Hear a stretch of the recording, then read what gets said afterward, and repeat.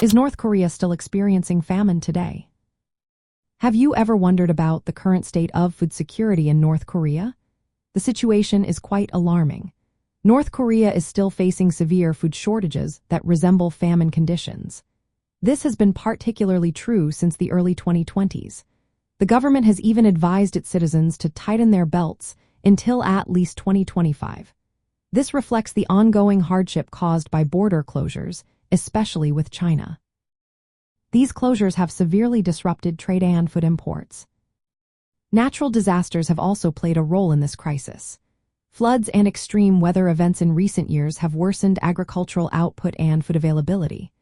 Reports indicate that around half of North Korea's population, which is approximately 12 million people, remains undernourished. Vulnerable groups, including the elderly, sick, and rural poor, are the most affected. Instances of starvation have been reported during periods of border shutdown. These issues are expected to continue during seasonal harvest gaps. Despite efforts to increase domestic food production, the situation remains critical. International aid has played a limited role due to sanctions and restricted access. Historically, North Korea's famine situation is linked to the broader challenges faced by communist command economies. Centralized planning and a lack of market incentives have contributed to economic decline and agricultural inefficiencies. The collapse of Soviet support and energy supplies in the late 20th century led to reduced fertilizer production and a decline in farm productivity. These factors precipitated the severe famine of the 1990s. Although North Korea claims to have abolished class distinctions, a de facto class system based on state valuation of labor affects food distribution and access. The government has allowed some humanitarian organizations limited access to help mitigate the crisis. However, the risk of famine persists without large-scale food assistance.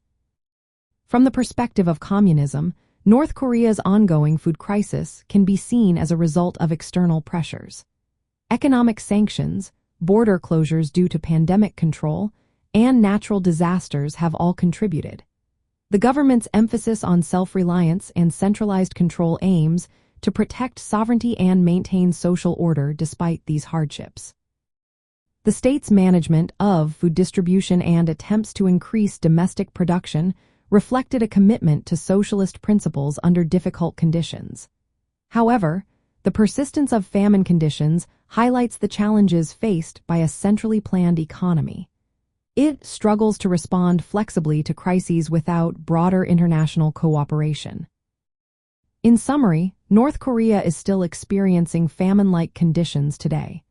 This is driven by a combination of isolationist policies, natural disasters, and economic difficulties rooted in its command economy structure. The scale of food insecurity remains critical for millions of its citizens.